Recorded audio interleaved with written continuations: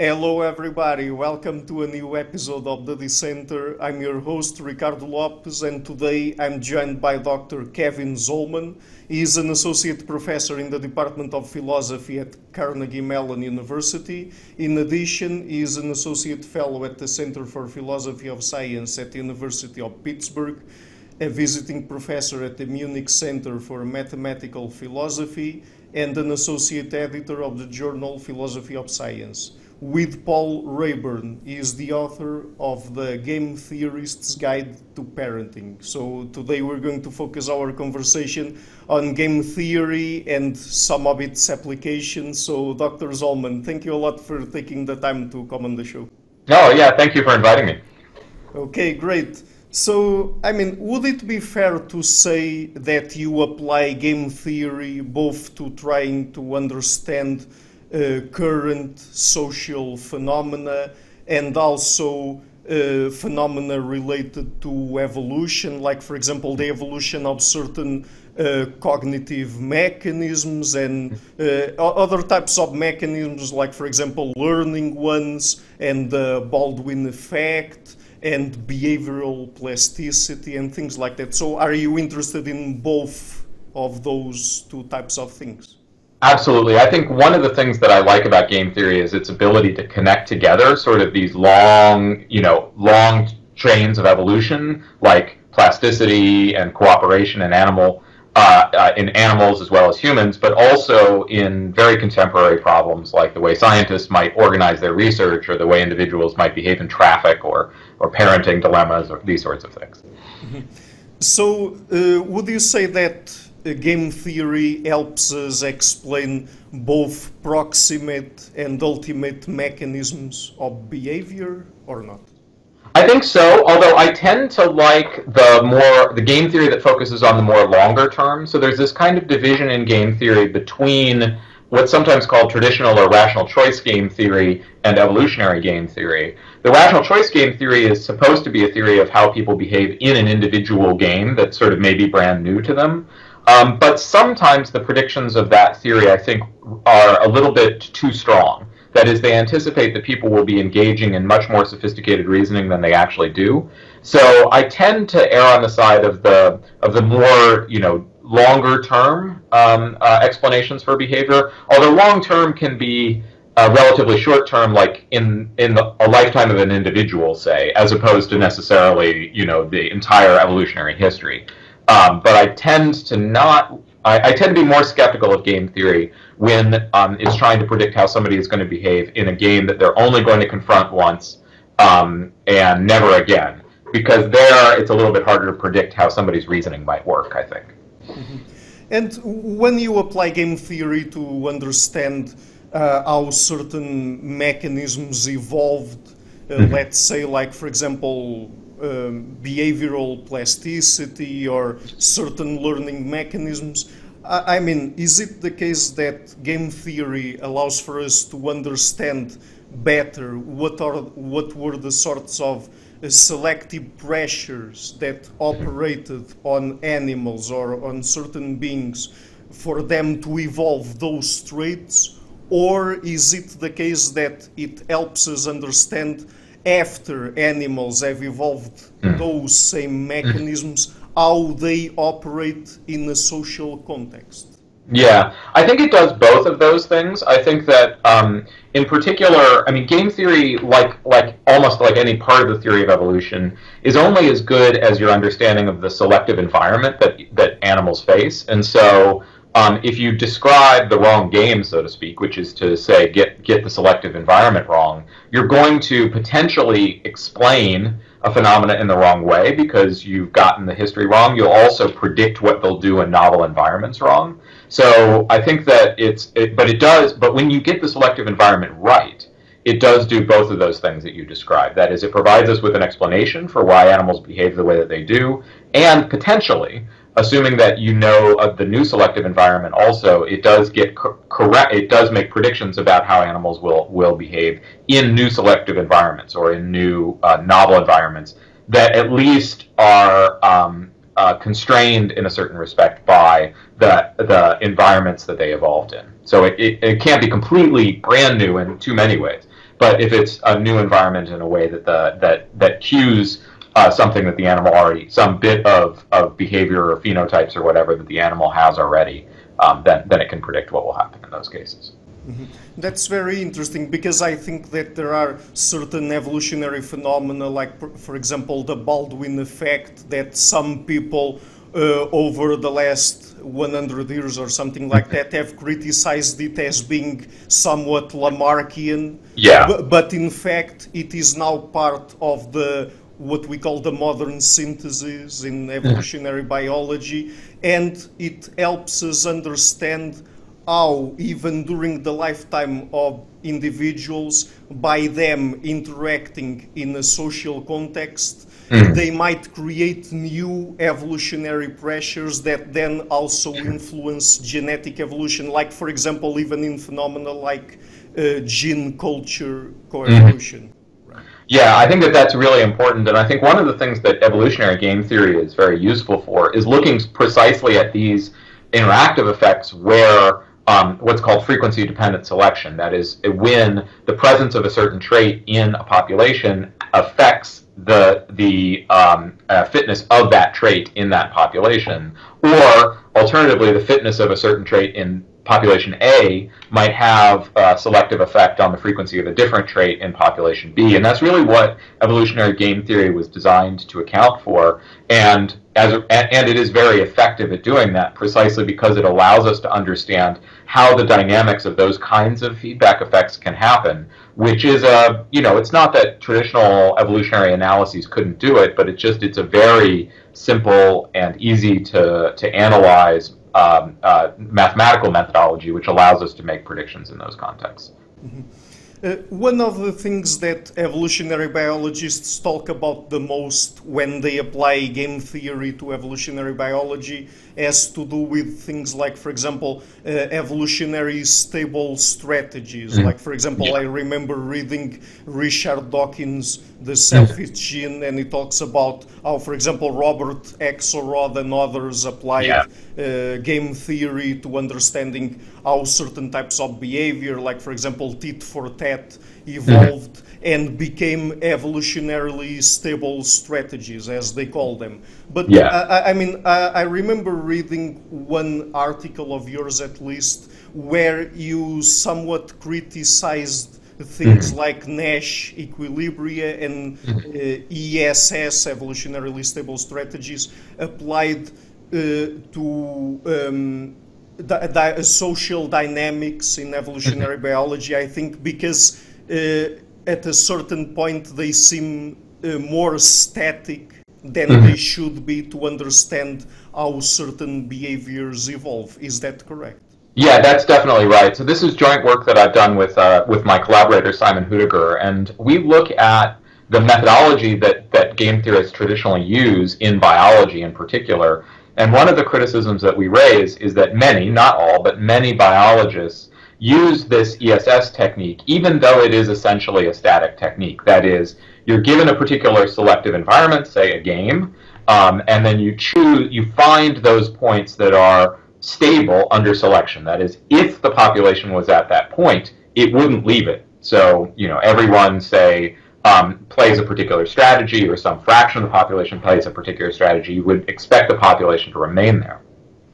The problem is, however, that this analysis doesn't say anything about how a population gets from wherever it started to that state. And so it can sometimes be misleading, because there may be states which are not ESS, but which are evolutionarily significant, that is, which a population might go to, either because they're states that are not single points that are stable, but rather collections of points that are stable, or there might be situations where they're not stable at all, but you have a system that goes in a cycle, or engages in chaotic behavior, or any of a number of different things. And so what we argue is that biological methodology really should expand to include more explicitly dynamic analyses of evolutionary games, because that allows for a really richer understanding of what's going on. And we have a couple particular examples where we really think that biologists have been misled by focusing on this static methodology. So could you give us maybe a couple of those examples? Yeah, absolutely. So the simplest examples are settings where you have a game that has one ESS, but also other evolutionarily significant states. And the example that we look at and that we've analyzed in detail are examples of signaling games. That is, games that try and model communication between one creature and another. The most common example is something like communication between potential mates. You have, say, a male perhaps that can vary in terms of quality and wants to signal that quality to the female, but wants to signal that he's of high quality when he's of high quality, but does not want to signal that he's of low quality when he is of low quality. And so there's a particular game, a famous one called the Sir Philip Sidney game, which represents this kind of interaction. Sir Philip Sidney game Sir Philip Sidney game is an example of inside the family interaction, but it's related. There's this collection of games, signaling games, that represent this interaction, and that under certain settings of the various fitness values, you end up with a game that has a single unique evolutionarily stable strategy. But there are a lot of states which are not evolutionarily stable, but nonetheless, most populations will end up there. And so you have this kind of interesting contrast between the predictions of the evolutionarily stable state strategy for analyzing it, which is to find those stable states, and an explicitly dynamic methodology, which suggests that, in fact, the population should be very far away from that evolutionarily stable state. And we do, there's a bunch of mathematics to try and demonstrate this claim, but we ultimately conclude that that's an example. Signaling games are an example where this kind of methodology is going to be misleading. It's going to make a collection of predictions that a richer analysis would contradict. Mm-hmm. Since you referred to signaling theories, maybe we could get a little bit more into that right away. So, I mean, when we talk about that in evolutionary biology, I guess that one of the most prominent theories out there has to do with the handicap principle as proposed by Zahavi and others. But there are other theories of signaling and how honest and partially honest signaling might have evolved. And I mean, maybe, I don't know if you agree, but maybe Zahavian's theory puts too much stress on the fact that what, for example, a male of a particular species is signaling to the female has to be as honest as possible. I mean, if it can be faked, then it wouldn't stand as much chance of having evolved or something like that. I mean, so could you tell us about that and maybe about alternative theories of signaling that might be better? Yeah. Absolutely. So that the classic example here is as you described, say signaling between two potential mates. And the fundamental paradox is in these situations where there's an incentive to lie, the question is why do creatures honestly signal? So why do low quality males reveal that they're low quality females reveal that they're low quality? Why do weak prey reveal that they're weak to predators, et cetera, et cetera? And Zahavi proposed in a kind of more qualitative framework, not really in a game theoretic framework. Zahavi proposed this idea that it might be that these signals are honest because they impose some kind of cost. That is, the peacock is this classic example, although it's not even agreed that this is really what's going on with the peacock, but it's a good illustration. Peacock grows this giant tail. The idea is, well, the tail must come with a cost, or at least so Zahavi suggested. And so as a result, it must be that only the high-quality males are willing to pay that cost, but that cost is sort of too high for the low-quality males. It's too dangerous, or it requires too many calories, or something like that. That hypothesis, that cost, is really at the center of explaining why it is that animals signal honestly when they do, was initially was not popular, but then became very popular after a collection of game theoretic models due to Graffin, Maynard Smith, and a few others, really demonstrated the coherence, the mathematical coherence of this idea. And then it took off. It sort of went from being an idea that nobody agreed with to being an idea that everyone agreed with, without a lot of space in between. It's a very sort of interesting moment in the history of science. And it became the dominant explanation. So if you read most ecology textbooks today, this will be the story they tell you, right? This will be that this is why honesty exists, because there's a cost. And one of the things that I've been arguing with a number of collaborators, including Simon Hudiger and also Carl Bergstrom, who's a biologist at the University of Washington, we've been arguing that not that the hobby is wrong, in the sense that it's not that these explanations aren't possible, but that it's not the only explanation. And so we're arguing for a larger plurality of explanations for signaling. And we're not the only ones. I don't mean to suggest that we are. There are other people as well that are involved in this. And this larger community is starting to argue that this is but one of several possible explanations.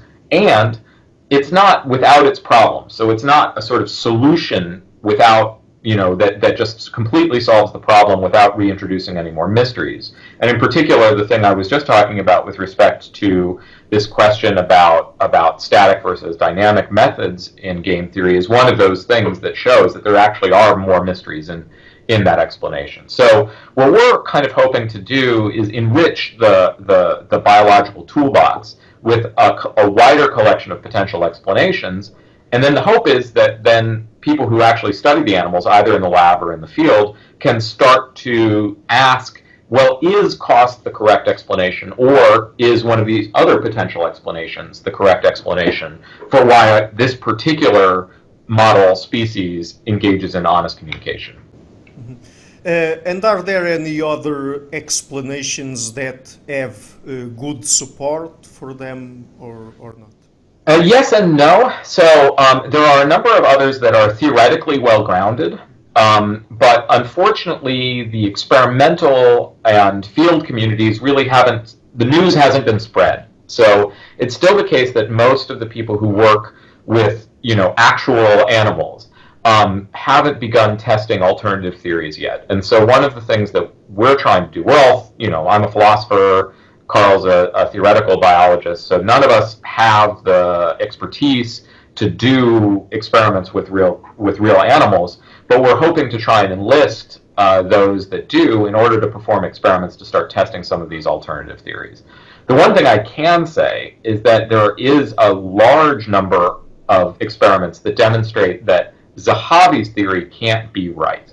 So that is, there have been a lot of people that have been trying to prove Zahavi's theory by measuring the cost of the signal, by measuring various parameters, and they show that in many cases the parameters can't possibly be fit within the Zahavian theoretical framework. So there's evidence that we need a different theory. So that's kind of negative evidence, right? It's evidence against Zahavi, but it's not necessarily evidence for the alternatives. Now, the alternatives do have theoretical grounding. That is, they've been proven, there are a number of them that have been proven to be coherent theoretically.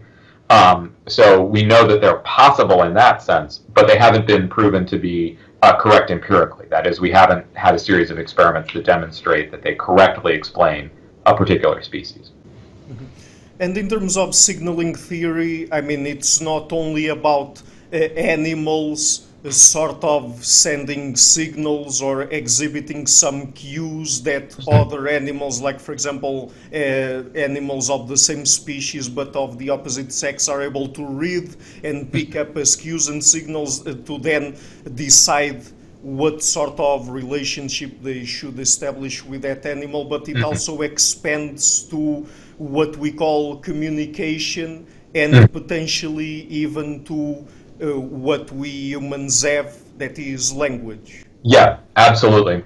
And the original study of signaling, using game theory in particular, was actually started in economics rather than biology. So there's a very, very famous paper by Michael Spence that asked the question, why do people go to college and get a degree in a field that has nothing to do with where they're eventually going to work? Right, so suppose somebody goes to college and gets, say, a degree in German literature and then ends up working as an insurance agent. So why get a degree in German literature if your plan was to work as an insurance agent? And what Spence suggested was that it might be that college is functioning like the peacock's tail. That is, college is demonstrating that you're of high quality. You're intelligent, you're hardworking, you're something like that. And so it doesn't much matter what your degree is in if the point of college is principally to demonstrate those skills. You just choose something hard, you do it well, and then that shows to an employer that you're going to be, that you are a hard worker and you're an intelligent person and that you're dedicated, these sorts of things. So that was actually the origin of signaling, of using game theory to understand signaling, was to try and understand human behavior. But actually, it's very, very broad. So there's a lot of lots of things about human behavior and human language that are that necessitate a kind of strategic analysis. So there are very, very basic questions. Why do we communicate at all? There's the, which is a really fundamental question. But then there are also more sophisticated questions, like why do we use particular linguistic forms? Like why do we have distinctions between directives and assertions, where, so I can direct you to do something, like say, go get the water, or I can assert something, the water is over there. Why do we make those distinctions? But also questions in what's sometimes called pragmatics. So questions like, why do I, say in English, ask you to pass the salt at the dinner table by saying, can you pass the salt? Which literally just means, are you able to pass the salt? But we all understand it to mean, please pass the salt. And so these questions, there's a lot of people that are starting to employ game theory in linguistics and philosophy of language in an attempt to understand these very human centered features of our language that really, especially the pragmatic stuff, it's not clear that there are any analogs in the animal community, although you never know, there might be. Mm-hmm. And isn't it the case that one of the most difficult aspects of how humans communicate and how we use language specifically to understand is that we tend to be much more honest with each other than we would expect from an evolutionary perspective? Because if I have with me certain information that I can use in my favor, why should I share it with others? I would be in advantage in relation to them if I didn't do it, right? This is a really interesting mystery because humans are very bad liars. This is just a sort of fundamental fact about us. Of course, everyone can think of examples of people who are good liars, but actually, the reason that we all can think of them is because they're very rare. We're actually really bad at lying to one another. And there's this question of why aren't we better at lying to one another? Given that, as you say, there are lots of circumstances where it would be to our individual selfish biological interests to be better liars. Why haven't we evolved strategies or evolved the ability to be a better liar? And these are really hard questions. And the thing that makes it tricky is it's very hard to know how often we needed to lie from a biological perspective. This is one of the things that's really hard about studying human social evolution in particular, is that's the kind of thing that doesn't get preserved in the fossil record. Language doesn't get fossilized, and so we don't know what was our language like 100,000 years ago. And so we don't have any sense for how our language evolved, what context it evolved in, what it was evolved for, and for instance, why it is that we happen to be very bad liars. Perhaps it just didn't come up. Most of the times when we use language in our evolutionary history, we didn't need to deceive one another. That's a possibility. It's also possible that there was selective pressure against lying because liars were being punished or liars were being excluded from society or something like that.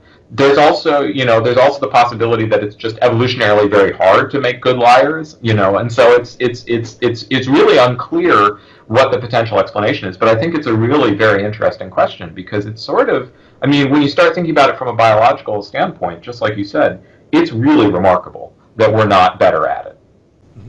And there has certainly been, during our evolutionary history, sort of an arms race, right? Because, if there were, for example, certain percentage of people that were liars or cheaters or freeloaders. I mean, other people would have been under selective pressure to be able to read the cues or the signals that those cheaters sent, for them to be able to catch them and to punish them and to exclude them from the group and things like that. Or otherwise, I mean, eventually we would reach a point where everyone would be a cheater, and then, I mean, maybe human society, and because it was important for us to live in groups, would eventually collapse. That's certainly a possible explanation. So one possibility that we're actually are very good at liars, but we are very good at lying, but we're also very good at detecting it precisely for the kind of evolutionary arms race that you have in mind. There's a sort of broader question that you're touching on here, which is this question of whether or not what are called social dilemmas, that is, situations of public goods where we have to worry about cheaters, really represent the fundamental problem of human evolution. A lot of people think it does, that the idea is to work in groups, we have to worry about people cheating, we have to worry about people taking more than they deserve, we have to worry about people, engaging in. And I think that that's certainly a possibility. There are some people, though, that think that that's really not a fundamental problem of human social life, and that really our evolutionary environment was more one where it was a problem of coordination. That is, once we all figured out how to work together, we all wanted to work together. The problem was just figuring out how to coordinate, and so language was mostly about solving those kinds of problems. And that, I'd say, minority view about the history of human evolution makes lying seem less of a central problem, because then the idea is, well, if we all want to coordinate, we have no reason to lie to one another. And again, just like with language, this is such a hard problem to study because we don't know that much about the social environment of our early ancestors. Were they mostly cooperatively hunting? Were they mostly living in societies for mutual defense? Were they mostly living in societies for mating purposes? We can make guesses based on very limited evidence, but it's very hard to know, in a certain sense, what was the fundamental game that our ancestors were playing. And so there's a lot of sort of debate, and unfortunately it's one of these things where we may never really get the evidence we need to make a definitive decision about, a definitive scientific judgment about this, because it's the kind of information that may have just gotten completely lost to history. Mm-hmm. Yeah, as you were referring to before, there are things that don't fossilize, like, for example, behavior and people's minds and things like that, right? Exactly. Yeah, and our information is so much more limited about our behavioral evolution than about our physical evolution, because we can look at bones, but all we have to look at about social evolution are, we see, structures being built, or we see bones being distributed in a particular way, or as these sorts of things, which does tell us something, but it's much more limited, I think, than things about the structure of our bodies, say.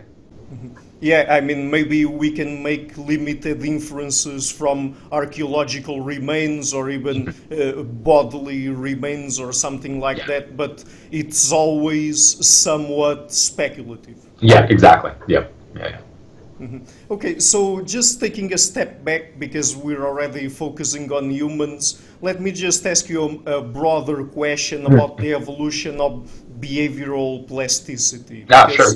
I guess that this is very important, even more so for humans, because as far as we know, I guess we are probably the most behaviorally plastic species that we know about. I mean, other species also are behaviorally plastic to a more or lesser degree, but they seem to have more instincts, or what biologists call fixed action patterns. And I mean, it makes sense to have them, but maybe in other contexts, like, for example, if people, I'm talking about people because I'm referring to humans now, since we've been moving a lot throughout the globe and we've been exposed to different environmental conditions, then it would make sense to be able to have a more plastic or flexible behavior.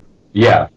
No, that seems very right. I mean, there is this question, which is, it seems intuitive and seems pretty reasonable to assume that plasticity, the ability to adapt one's behavior to the environment, might come with a cost. I mean, in the case of humans, we have these giant brains that really do. I mean, they impose enormous costs. They take a lot of energy. They're very hard. They make birth very difficult on the mother. So they create all sorts of potential problems. So it must be that there was some strong evolutionary benefit to maintaining that kind of plasticity. And so then the question comes up, both for humans and for other animals, but especially for humans, why? Why is it that since there's an obvious cost to plasticity, why don't we evolve just a more rudimentary system of just encoding things? And also, on the other side, there are some people, and this is, I mean, I'm just going to report what other people say rather than necessarily endorse it, but there are some people who think that there are some ways in which we're not plastic, which is kind of remarkable. So a lot of people who study language think that some aspects of our language are actually encoded in our brain in some respects, whether that's universal grammar or something else. But the idea that some features of language are, in a certain sense, hard-coded and are not behaviorally plastic. That is the kind of thing that we couldn't invent a language that, say, was completely different than human languages. And so then there's a question of why that? Why, you know, if we're obviously plastic enough that we speak different languages, but we're not so plastic, these people say, that we could speak any arbitrary language. You know, why is it that we have plasticity where we do and where we don't? You've already touched on what is really the central point, is that when the environment is changing, it can't change too fast and it can't change too slow. But when the environment is changing at kind of just the right rate, plasticity will be beneficial. Because if the environment changes so fast that you can't even adapt to it, right? If it's, you know, if in the morning it's sunny, but then it immediately becomes freezing cold and then rain, and then, you know, throughout the day, I can't take an umbrella or a coat. I can't even adapt. But if the environment never changes, if the temperature was always the same year-round, then I wouldn't need to adapt either. I could just never take a coat, never take an umbrella. So it's sort of, you know, that middle ground. Sometimes it rains, sometimes it doesn't, that creates the selective environment for plasticity. Now, the question that is a tricky one here is, you know, what kinds of environmental changes count? I've been using the weather as an example because that's a really classic one, and that's one that we have pretty good reason to think humans were subjected to. Like you said, not only did we move around the globe, which meant that we were exposed to many different environmental conditions, but we also have evolved through some very radical changes in the Earth's temperature, ice ages, you know, various epochs that had very different environmental conditions. And so as a result, there's some reason to think that just the weather might have been sufficient to keep us plastic, at least in some respects. Other people have postulated other types of variation, in particular social variation. So there are a number of people that think part of our plasticity may be due to the fact that we were being constantly confronted with novel social situations. We're interacting with new people, or the same people, but in a very different sort of social interaction. We go from cooperative hunting to cooperatively building structures, or perhaps to engaging in fights or communication or something like that. And so perhaps it's just enough that the social situation is changing. That might be enough to benefit plasticity. So the environment, the weather, say, perhaps, stays constant, but our social world is constantly changing. And this is the thing that I, with another collaborator of mine, Rory Smead, investigated, whether if the social environment was sufficient to select for plasticity.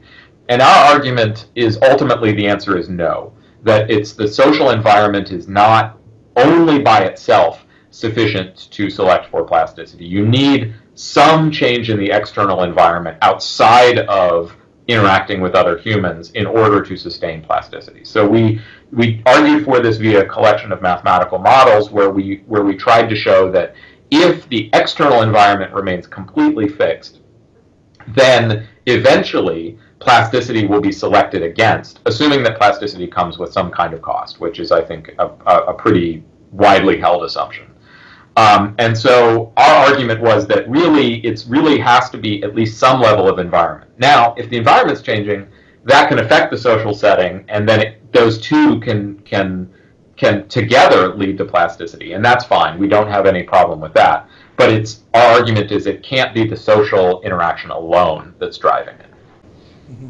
the social interaction alone, right? Because, I mean, as you were talking, two things came to my mind. One of them was that what you were talking about seemed very similar to proposals like, for example, the one by Robert Boyd and Peter Richardson that say that during the Pleistocene, because there was a lot of climate change, or at least environmental fluctuations, that was one of the pressures that even led us to develop or to evolve culture, or at least the cognitive dispositions that allow for us to have culture, or cumulative culture that other animals do lack. And on the other hand, as you were referring to human sociality, I remembered, for example, the work by Robin Dunbar, where he talks about the social brain, basically, and how certain parts of our brain, like the prefrontal cortex, supposedly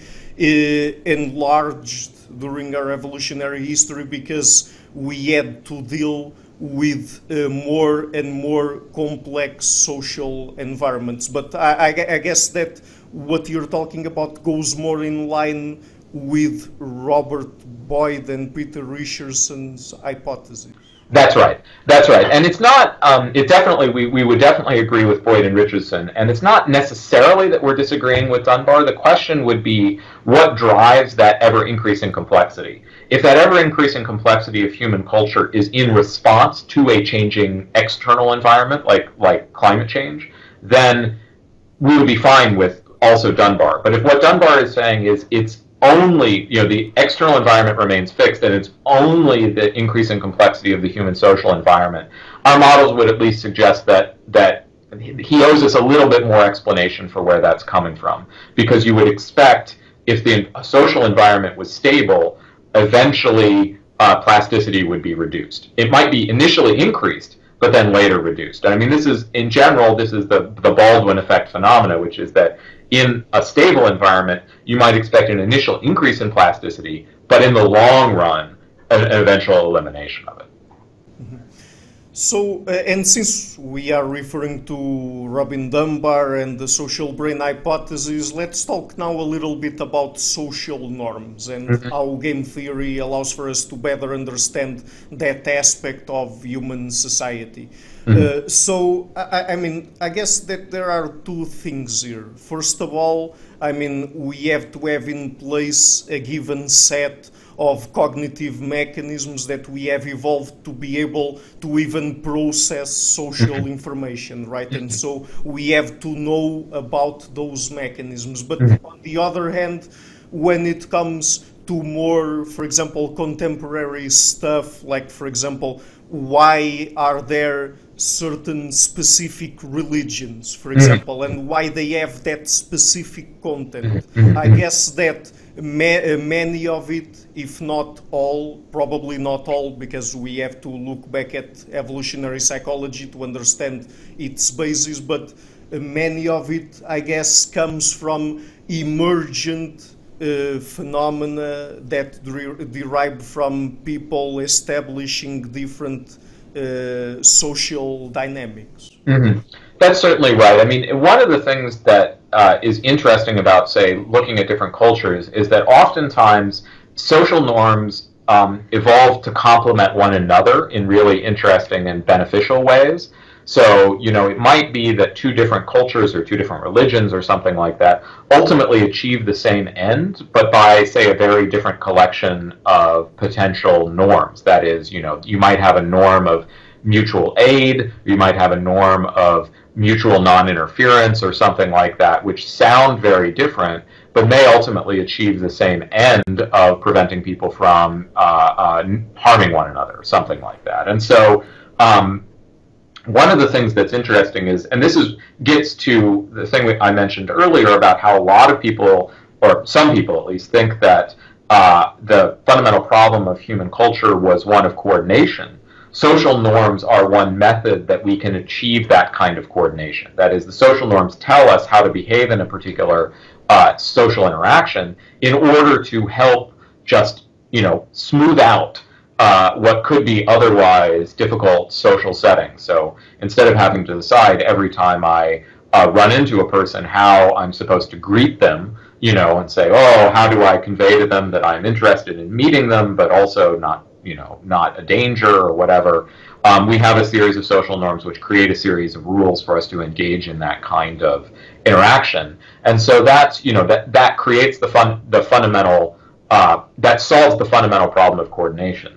Other people think that social norms serve a more, what's the right word, a more aggressive role in helping to help cooperation. So, for instance, Christina Bicchieri oftentimes argues that social norms are actually creating incentives for us to do things that we might not ordinarily do, and that's what she thinks real social norms are doing. Not just solving coordination problems, but actually creating positive incentives for us to not be selfish or for us to not do something that's in our own self-interest.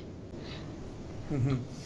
So, let me just ask you this, because when we talk about human sociality, I guess that there are two complicated aspects here, because on the one hand we have individuals, and on the other hand we have collectives, but collectives are also composed of individuals, right? So what I'm trying to say here is that it is a bit complicated to understand when it is people through their interactions that create a sort of shared emergent properties that get distributed throughout the different individuals, or if it is individuals with their own brains and own cognitive mechanisms that give rise to what happens in society, or to what extent there's an interplay there. Yeah, this is a very tricky issue. There's an idea in biology which is very controversial, sometimes called group selection, sometimes called multi-level selection theory, which is this idea that collectives, like the ant colony, can function like a biological individual. So the colony itself you can think of as a single individual that reproduces and that, etc. In biology, there's all sorts of concerns about these kinds of models. One thing that's interesting is it may be that these models, while biologically suspect, may be socially less suspect. And this is something I haven't worked on myself, but I know Boyd and Richardson, that you mentioned already, have worked on it, as well as a number of others. This idea that you might be able to sort of resuscitate this biological idea, but instead thinking of reproduction in terms of social reproduction. So if a culture is particularly influential, it might be that culture is imitated, right? So you might see that people look to particularly successful cultures to imitate their cultural practices, both for good and for bad. You can see, like, for instance, English being spread around the globe as right now a kind of lingua franca, which is a funny phrase to use when we're talking about English. At that being a kind of social contagion or social reproduction of something that is a result of no one individual. It's not as though there was a particularly successful English speaker, but rather the success of an entire group of individuals, or a certain level of success, I guess. And so, this is definitely a phenomena where this possibility that you might have collectives, like a cultural group or a country or something like that, behaving like an individual and reproducing and having its ideas transmitted as a group is certainly very plausible. So it makes sense, right? You see a group of individuals who's successful, you might imitate their behaviors in an attempt to be successful like them, without necessarily even knowing that you're doing it or why you're doing it. But it's just a kind of very natural human reaction. Those people are successful, I'm going to do what they're going to do, or what they do. Mm-hmm. Yes, when I refer to individuals, I guess that even though I didn't mention it directly, I was also alluding to individual differences and the role that they play. So, for example, I've interviewed people that do work on the effects that parasite stress have on certain cultures or certain societies. And, for example, they find correlations between parasite stress load and certain personality traits, like, for example, being less extroverted, being more politically conservative, being less sexually promiscuous, and things like that. And I mean, those people that study those phenomena in that way, they seem to imply that people were exposed to a particular selective pressure. In that case, they were exposed to different levels of parasites, and then the ones that had these kinds of behaviors that were more conservative, let's call them, were more evolutionarily successful. And so over time, the distribution of those traits, I mean, they increased, right, in terms of their distribution in those given societies. So, I mean, I was just wondering, because sometimes when people approach social interaction, social dynamics from a game theoretical perspective, maybe they are trying to understand things more in terms of in the present moment, how people interact with one another and the sort of effects that has on their behavior and how they organize their society, and not really about these types of phenomena, like, for example, parasite stress and more evolutionary approaches. Let's say. Yeah, I mean, I am personally somewhat skeptical of the methods that assume that these kinds of things are the result of biological evolution, precisely because biological evolution is slow, and just because a particular society has high parasite load now doesn't mean they've had it for tens of thousands of years or something like that. And so, and also the other thing that's really, we know a lot about human society is we've actually for our history has been an enormous amount of migration. And so there's been lots of gene flow in and out. There are very few cultures that really are isolated, even, which is kind of remarkable given how hard travel was. But nonetheless, it was still lots of gene flow. But that doesn't mean that parasite load can't be relevant to those things, because I think one of the things that evolutionary game theory has shown is that the very same mathematics that one might use to describe biological evolution also applies to cultural evolution. That is, evolution via imitation or evolution via trial and error learning. And so it might well be that people discovered, not on a biological sense, but rather a more intellectual sense, that, hey, those people who are more sexually promiscuous seem to be sick more often, so I should be less sexually promiscuous in order to be less sick. That's not a biological thing, that's a learning mechanism, but nonetheless, the same reasoning applies. And so it's really interesting because because the same mathematics, the same underlying kind of reasoning can apply in both cases. That's both a powerful fact about the tool, that we can kind of offer an explanation that works in a biological setting and also a social setting, but it also runs the risk that one can, without quite realizing it, slide from one to the other. And so, you always have to be careful about deciding whether something is biological or cultural.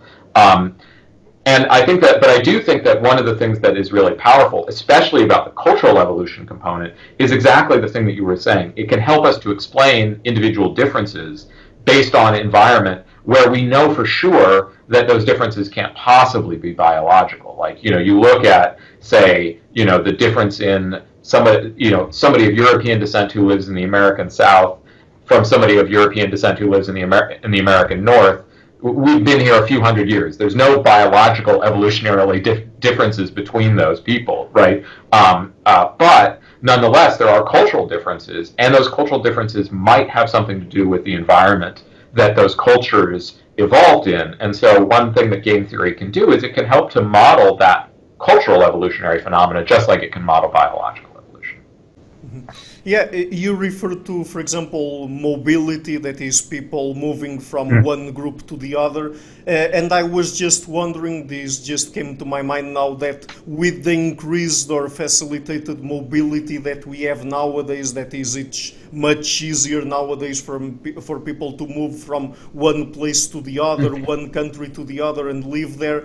I mean, if to some extent at least it couldn't be the case that people would be sort of creating communities of people that are more similar among themselves, even without it being done at a conscious level. Because I mean, maybe someone that prefers certain types of people can move to a city where there's more of that kind of people, or to a village or whatever, and even to another country. So I mean, over time it could even occur a sort of a assortative social. I mean, there's that thing about assortative mating, right? The same thing, but applied at the social level or something. Absolutely, and social media makes that even more possible, because even without physically moving, I can choose to create a social environment which more matches the social environment that I would like. So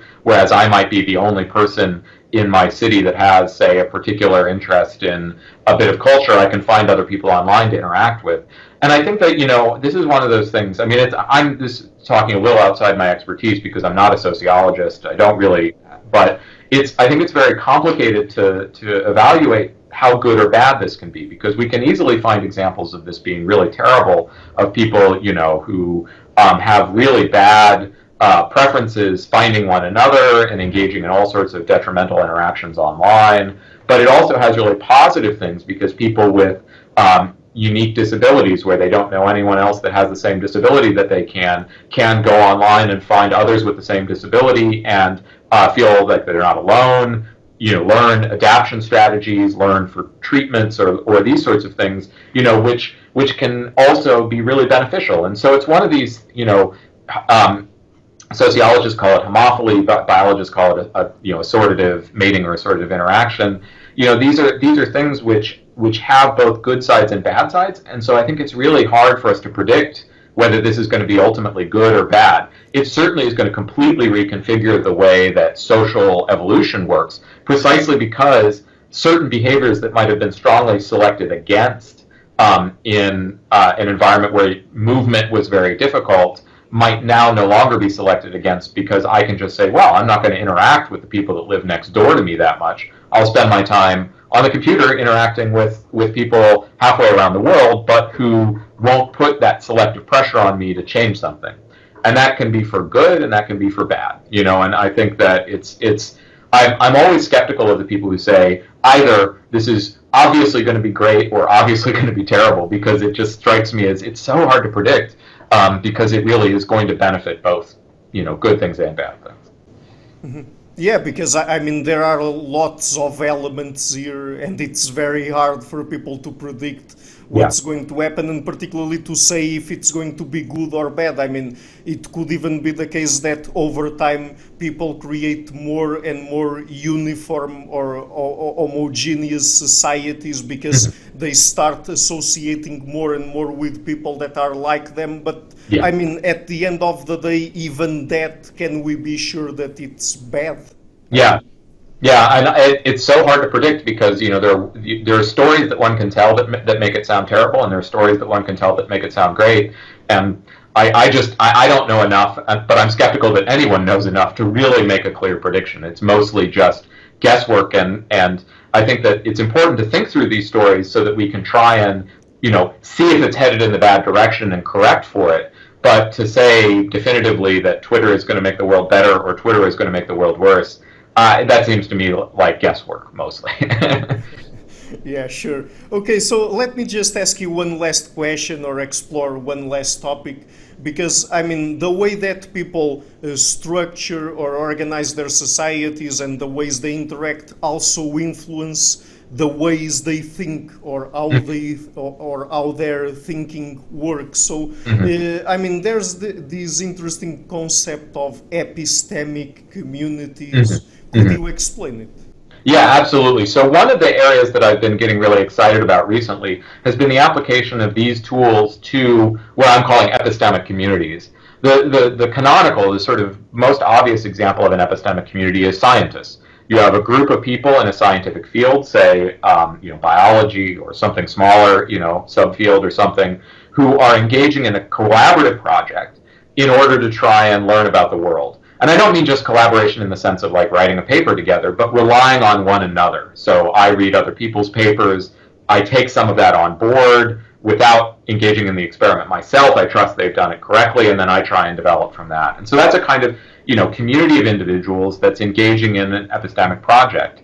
One of the things that's interesting is, of course, this is a type of cooperation. I have to assume that others aren't lying to me. I have to assume that others are, if not lying, they're also not engaging in some kind of systematic deception or leaving things out or these sorts of things. I also have to assume that they're competent, that they're at least have broadly the same goals I do, and all of that. And so one of the questions that's really interesting here is science has a bunch of social norms, some that are just the social norms of the society that they're in more broadly, like don't lie to one another, but also some that are very, very specific to science, like norms about when you publish, how much you publish, what you say when you do publish, etc. And so these questions about how did these norms come about, and also what are their effects? So are those social norms good or bad for science? So one thing that's changed about science with the massive professionalization of science that's happened in the latter part of the 20th century, beginning of the 21st century, has been a shift from this idea that scientists are amateurs, effectively, just sort of satisfying their own curiosity, to these are people who are professionals, who have financial incentives, social incentives, etc. And what changes that change in motivation might have on the development of science as a whole. And along with two now former graduate students of mine, Liam Bright and Remco Haysen, we sort of embarked on this project to try and understand, in particular, what this change in motivation and the corresponding social norms of science what effect that might have on scientific progress and the things that we want out of science, that is, that it generates truth. Mm-hmm. So would that allow us also to better understand how to better tackle issues in science, like, for example, certain biases that people might have even in certain specific disciplines because they might be, for example, politically motivated or something so like that? That's definitely something. I haven't personally worked on that, although people using techniques that I developed have started to ask in particular that question about biases in science. So Kaylin O'Connor, Justin Bruner, and Bennett Holman are three people who have all worked on this question of how do you, and Jim Witherell, sorry, I shouldn't have left Jim out, all have worked on this question about how is it that either political bias and they've also looked at this question of industry bias, so the idea of industry-funded science, how that might affect scientific progress, that is how different strategies that industry might be using to try and affect science, and then also correspondingly, how is it that we can try and design science to be more robust to that kind of effect? Because we're never going to get political bias or industry bias out of science entirely. So the question is, how can we design a system that's more robust to their influence than what we have now? And their work is really, really exciting. I think it's really great work. I haven't done much of it yet, although I'm writing a book where there's going to be a chapter about it. So I anticipate soon to be doing this work. But I really have been an excited consumer of what they've been doing. Mm-hmm. Yes, and I guess that's interesting because the social sciences very easily get bashed by people from the so-called hard sciences. But in fact, at the end of the day, it's important for us to understand the social dynamics and how they operate that are going around in the scientific community if we are to produce better and better science over time.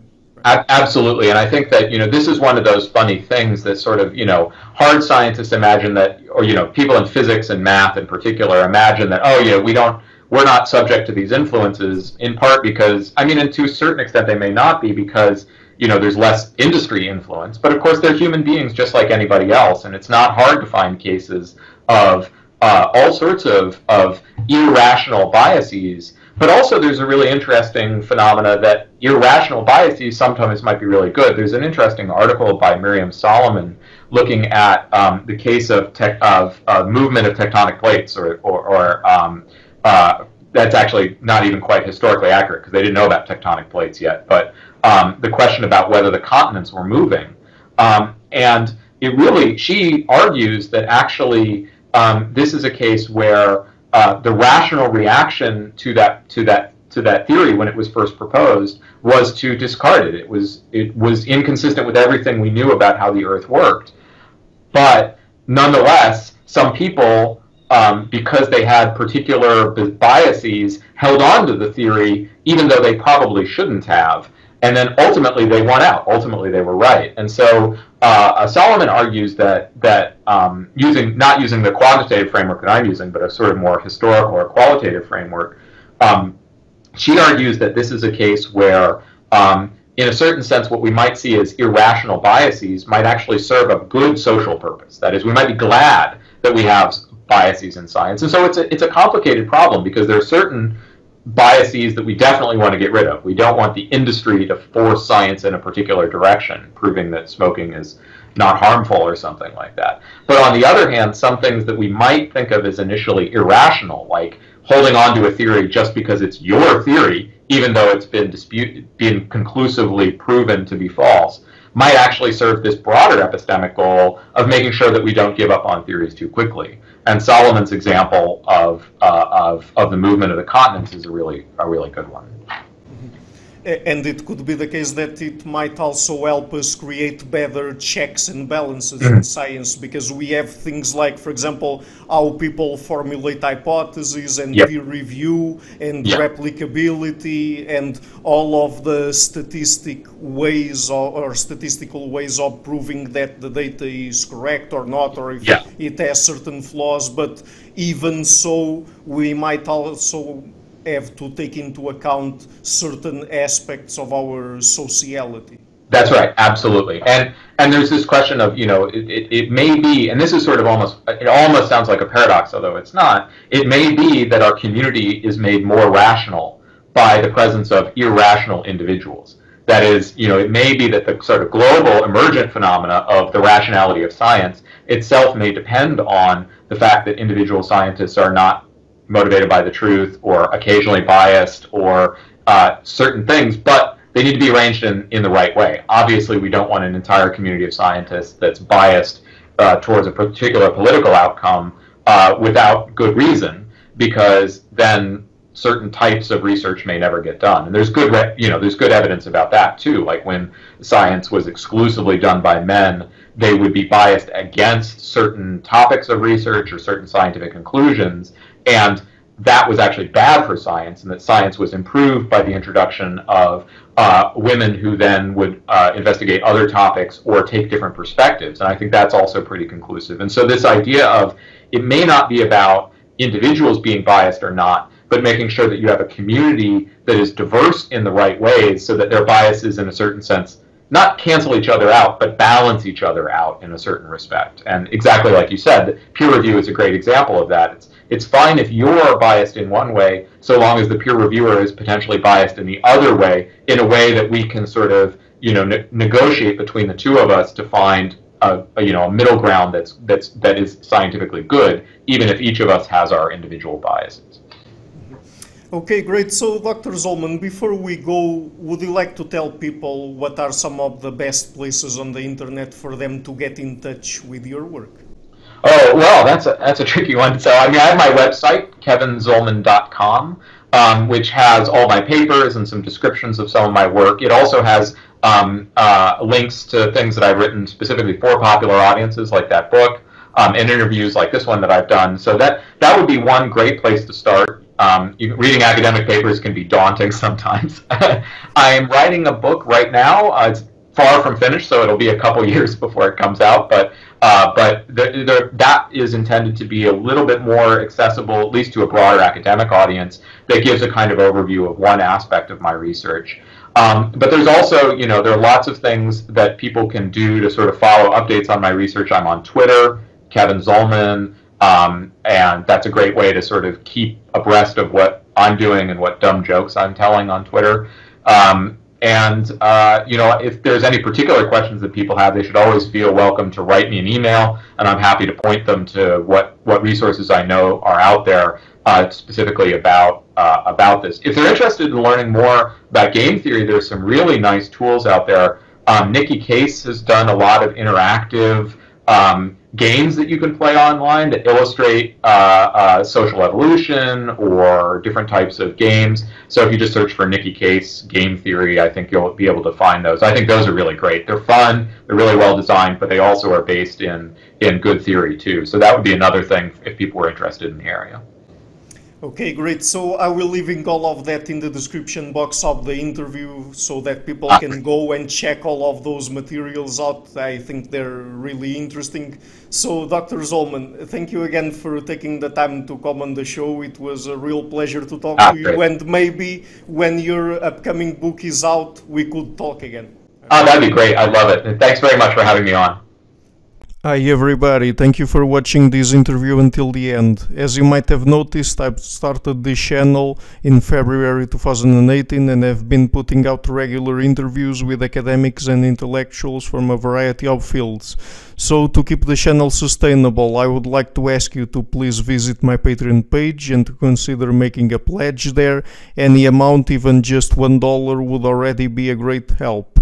Otherwise, and if you like what I'm doing, please share it, leave a like and subscribe to the channel. You can also support me on PayPal or Subscribestar. All of the links are in the description box of the interview. I would also like to give a huge thank you to my patrons and PayPal supporters: Karen Litska, Anne Blanchett, Perelga Larson, Lau Guerrero, Chantel Gelinas, Francis Ford, Hans Frederick Sunda, Brian Rivera, Lucas Stafiniak, Sergio Condreanu, Jane Henninen, Ricardo Vladimiro, Craig Healy, John Connors, Adam Castle, Vega Guidi, Olaf Alex, Jonathan Wiesel, David Diaz, Dr. Jerry Muller, Herbert Gintis, Rutger Voss, and Bo Weingart, and also my three producers, Isar Webbe, Rosie, and Jim Frank. Thank you for all.